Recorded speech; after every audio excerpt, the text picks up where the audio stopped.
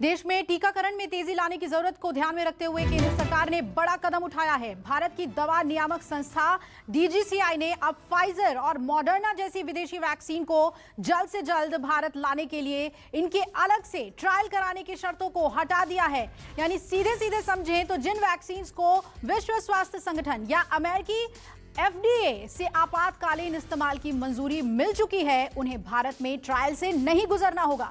DGCI chief VG Somani ने notice भी जारी कर दिया है और नोटिस के मुताबिक हाल ही में कोरोना के मामलों की तेज रफ्तार के बीच भारत में बढ़ती टीके की मांग को देखते हुए NEGVAC के सुझाव के आधार पर अब उन वैक्सीन को भारत में ट्रायल से नहीं गुजरना होगा जिन्हें पहले से ही US FDA, EMA, UK, MHRA, PMDA, Japan या फिर विश्व स्वास्थ्य संगठन की ओर से इमरजेंसी इस्तेमाल की मंजूरी दी जा चुकी है। यानी विदेशी वैक्सीन का अब भारत आने के लिए रास्ता साफ हो गया है, ट्रायल से नहीं गुजरना होगा। WHO ने जिन्हें मंजूरी दी है वो सीधे सीधे भारत में अपनी वैक्सीन को सप्लाई कर सकते हैं। भारत ने जो अपने नियम हैं उनमें बड़ा बदलाव किया है ताकि वैक्सीन की कमी को पूरा किया जा सके। पल्लवी झा मेरी सहयोगी जुड़ रही हैं दिल्ली से ज्यादा अपडेट के साथ। पल्लवी, इस फैसले को कैसे देखा जाए? बहुत बड़ा फैसला है ये, किस तरह से नियमों में फेरबदल किया गया है?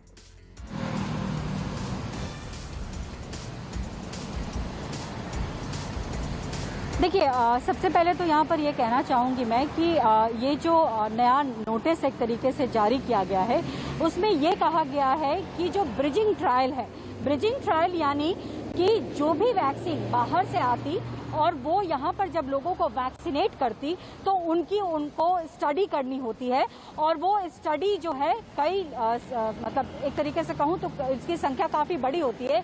यानी कि जिनको भी आप वैक्सीनेट कर रहे हैं उनको आपको मॉनिटर करना होगा, मॉनिटर करने के बाद आपको उसकी स्टडी करनी होगी, स्टडी करने के बाद आप उसकी जो है एफिकेसी और तमाम जो चीज़ें होती हैं इम्यूनोजेनिसिटी, उसके आप जो डेटा हैं वो बाद में DGCI के सामने प्रस्तुत करते हैं। तो ये ब्रिजिंग ट्रायल होता है, लेकिन इस ब्रिजिंग ट्रायल्स को अब एग्जेम्प्ट किया गया है। साथ ही साथ जो क्लिनिकल जो लैब में जो टेस्टिंग चल रही थी, हर बैच की जो टेस्टिंग हो रही थी, जैसा कि हम स्पुतनिक में हमने देखा कि जितने भी बैच बाहर से आए उसकी टेस्टिंग CDL कसौली में हो रही थी, उसको भी एग्जेम्प्ट किया गया है। तो यानी कहीं ना कहीं जो बाहर से वैक्सीन आने की जो बात हो रही है उसको फासन करने के लिए इस तरीके का प्रयास किया गया है ताकि जो बाहर से वैक्सीन है उनको लंबी चौड़ी प्रक्रियाओं से गुजरना ना पड़े।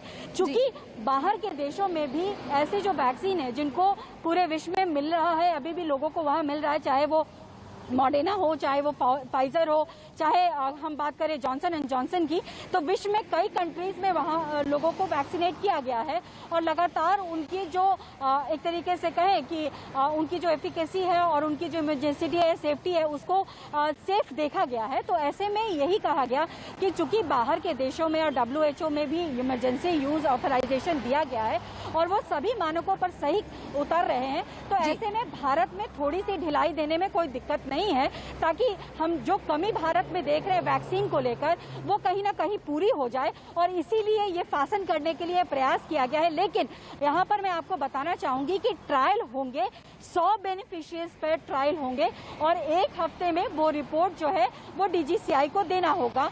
ये जरूरी रखा गया है, लेकिन जो ब्रिजिंग ट्रायल है और हर बैच की जो टेस्टिंग है उसको एग्जेम्प्ट किया गया है। जी बिल्कुल, यानी कि एहतियात भी बरता गया है इसमें। पल्लवी, ये भी समझना जरूरी है कि कितना वक्त लग सकता है अगर इतनी तेजी से ट्रायल के बाद इसे मंजूर किया जाएगा, तो कब तक सभी को मिल पाएगा? और इसके लिए रास्ता साफ हो गया है, जैसा कि आप बता रही थी, जो ब्रिजिंग ट्रायल है उसे एग्जम्प्ट कर दिया गया। नमस्कार, मैं हूं मानक गुप्ता।